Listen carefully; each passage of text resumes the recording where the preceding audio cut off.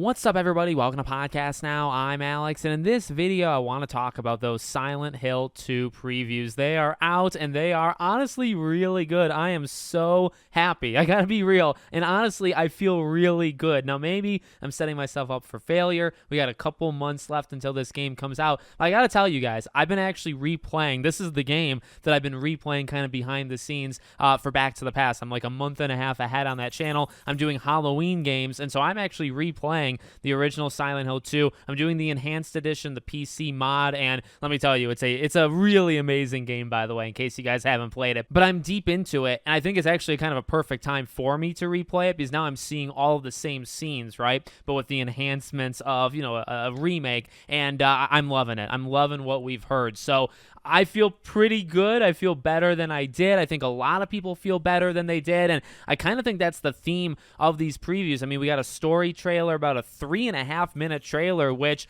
I actually think was really good. I mean, you're probably going to hear me say that quite a bit, but I feel like they're nailing it. I feel like they're making the right improvements. So we got the story trailer, and I don't remember the original trailer, right? There's a specific trailer, I think back in 2001. I saw a couple comments talking about it for the original Silent Hill 2, and this trailer was kind of mimicking it, but with a few things changed along the way. So you gotta like the respect there. And then when we get to the hands-on previews, it seems like all the right things were kind of tuned. Actually, the first thing I want to say is when I watched IGN's preview, one of the first things they said was kind of harping on that maybe it's too much of a faithful, recreation of the original. I thought in my head, are you kidding me? Like, are you serious? And I think the likes to dislikes kind of showed that. The comments showed it, where we've been on them, right? We've been on Konami, we've been on Bloober Team, just do the original Silent Hill 2. Now journalists are complaining that the game is too close to the original, but no, I mean, they actually said that a few times in their preview, but there are some things that are different. I remember reading that even some of the puzzles, like, they're actually going to be putting things in different rooms, and I was thinking that, like, going through some of the apartments in the original Silent Hill 2, right? Like, which room to go in for certain keys or certain, whatever. And I was thinking to myself, will they just be the same? And I don't ever remember them confirming it, beforehand. I thought of that, no joke, like 3-4 days ago. Am I going to go into room, I don't remember the room numbers myself, but say like 309, right? Like, is that going to be an important room, say like it was in the original? And the answer is it might not be, because they're changing that kind of thing up, right? Combat, they're saying, is similar yet improved. There's dodging, there's enemies doing kind of mid dodges, so you can't just swing, which, again, replaying the original game, you walk up to one of these guys and you can swing 3 times and then stomp and then you're good, right? You don't have to think too hard. In this one, it seems like, you're going to have to swing maybe twice, dodge to left, dodge to right. With Pyramid Head, kind of same thing, right? And then hit them again. So kind of pauses for you, pauses for the enemy. Visually, I mean, look, I know not everybody's a fan of certain characters in it.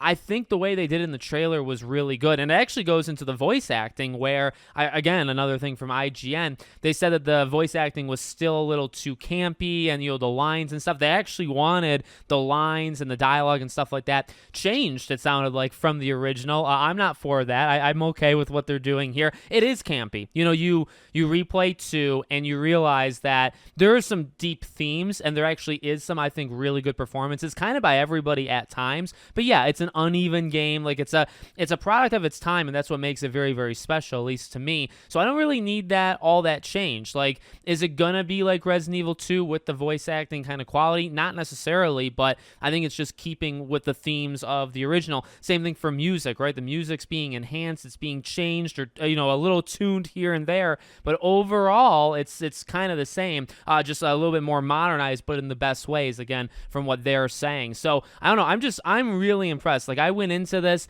replaying 2, I was thinking, man, because now it's in my head, right? Now I'm thinking, all right, I know exactly, like, I can remember everything very, very clearly now, so I'm almost going to be, like, extra, criticizing the new one, and there's already been, complaints of the new one, but I've held hope. I've been really one of the few, I'd say, for a very long time here on YouTube that have said, hey, I'm willing to give it a chance. It looks better each time, and I gotta say, if that wasn't true, it is true now, right? Where this time, right now, this is easily the best we've ever seen it. Whether it's the visuals, whether it's how puzzles are going to work now, whether it's how combat's going to work, the small changes right now, like they are, I think they said they're adding like a new game plus ending to this game. So they are going to do a couple things, and they are taking liberties, I think, with some of the cutscenes. Not all of them are exactly one-to-one. So you got to keep an eye on that one. But something like, there's so many doors, right? And there's even so many buildings in the original game that you can't go in, right? You're going through Silent Hill and